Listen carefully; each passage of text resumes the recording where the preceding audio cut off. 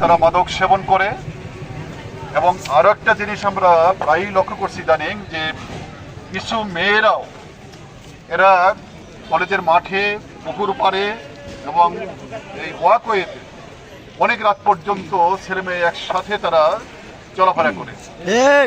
এবং এটা মানুষের কাছে মেসেজ যায় যে এটা আমাদের কলেজের মেয়েরা এই ধরনের মেলামেশা করতেছে।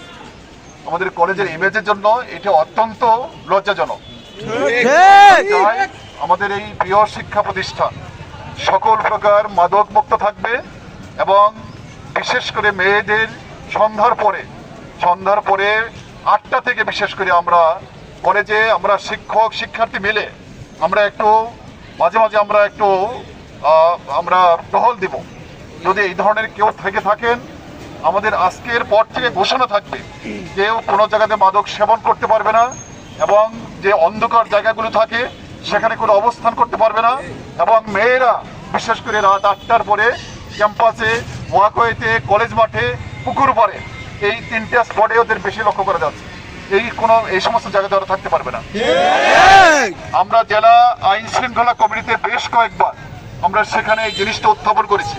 তারাও বলেছেন যে আপনারা কয়েকটা জায়গাতে একটু পোস্টার সাইজের বা একটা জানাই দেন এবং আপনারা একটু নিজেরা একটু টহলের ব্যবস্থা করেন। আমরা রাতের বেলায় যদি এর ধরনের অবস্থায় পাই, আমরা তাদের নিয়ে এসে আইনগত ব্যবস্থা নিব। তাতে আমাদের আজ থেকে সকলকে সতর্ক করে বলতে চাই, আমাদের প্রিয় শিক্ষার্থীরা এক হয়েছে, কারোর সাথে কোনো প্রকার অনাকাঙ্ক্ষিত ঘটনা যাতে না ঘটে।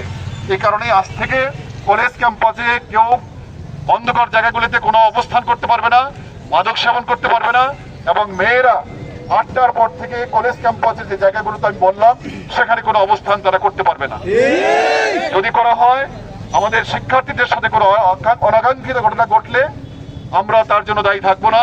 এবং আমরা আইন শৃঙ্খলা বাহিনীকে অনুরোধ করব, আমি ওসি সাহেবকে বলবো এবং এসপি মহোদয়কে বলবো যাতে তাদের টহল জোরদার করে।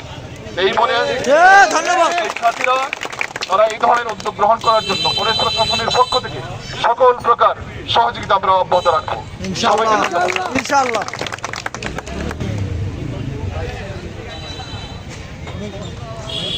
উচ্চ শব্দে বাইক চালানো শব্দ দূষণ স্যার, এটাই বড় সমস্যা। কয়েকটা স্পটে এখানে থাকবা, ওই পাশে থাকবা, যখন এই উচ্চ শব্দে এই ধরনের বাইক চালাই যায় এটা একটু আটকাও।